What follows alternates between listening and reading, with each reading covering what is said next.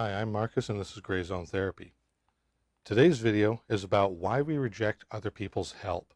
It's not as simple as it sounds. Often we're asking for help and yet we don't take the advice that other people give. When we're asking for help, we generally do it in the form of advice. Please tell me what to do. What should I do here? And then interestingly, when people tell us something, we do one of three things. We reject it out of hand and we talk about all the reasons why it won't work. Two, we argue with them, which is interesting given that we've asked their advice. And third, we say things like, I've already tried that, which again is sort of a form of rejecting it. That begs the question then, why do we ask if we're unwilling or unable to accept people's help? This comes down to a couple of biases.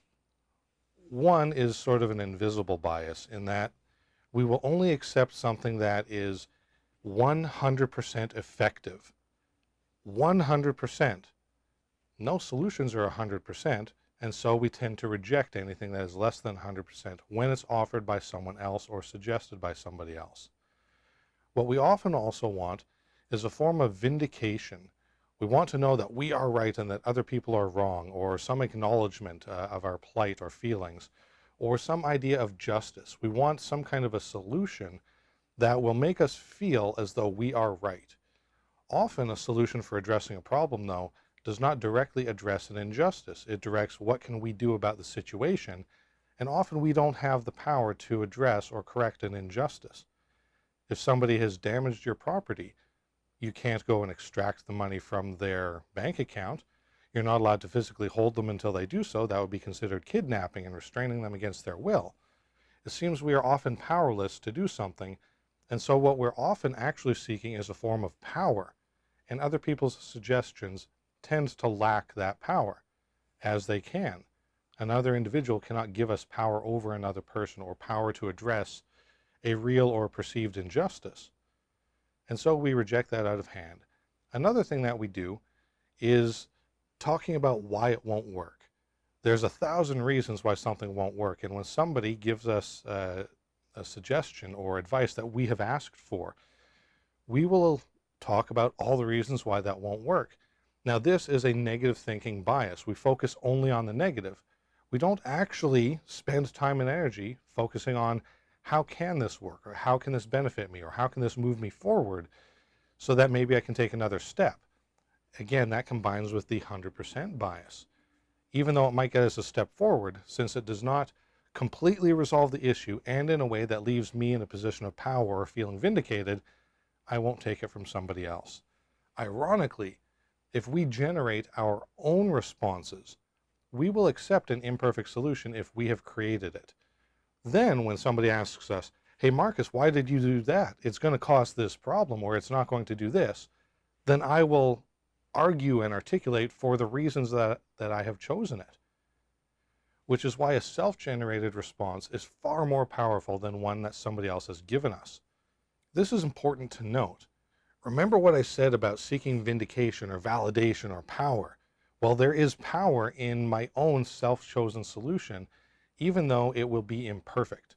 And so ultimately it's that power that allows me to choose and accept something that is not a perfect solution. Whereas when someone else is offering me less than perfect, in some ways they're kind of saying, well, look, you don't get the power, so you have to do this. And I'm unwilling to accept somebody else telling me that I don't have power, or I'm unwilling to accept that somebody's solution doesn't give me that. Whereas if I choose my solution, there is power in my making the choice. There's a difference, for example, between being silenced in a meeting when somebody says, Marcus, your opinion isn't valued, or Marcus, keep quiet, than there is for me choosing to stay quiet for my own reasons. It might ultimately benefit that person in the short term, but if I choose to stay quiet, I'm not powerless now. I'm not being silenced. And there is power in making the choice for the self, even if some of the results end up similar to what somebody else would desire. So let's wrap this all together. The reasons why other people's advice and other people's solutions don't work for us are because of a negative thinking bias. We focus only on the negative when someone else provides a solution. This is kind of a devil's advocate thing that we've all sort of learned to do as we talk about why something won't work. This negative bias, however, then results in us talking about the 1,000 reasons why something doesn't work, and we have then talked ourselves into a position of not trying or not accepting that imperfect solution. Additionally, we want only a perfect solution from other people, a solution that provides us power, which is ironic because a solution from somebody else cannot empower us. But there it is. We will only accept a solution that is 100% perfect. And of course, no solution somebody else can give us will ever be 100% perfect. And lastly, we're seeking vindication, validation, and forms of power. And the only way that can come is if I create the solution. Somebody else creating it for me doesn't give me that, as I just mentioned. So that's it. Very short video today. Thank you for watching, and we'll see you on the next one.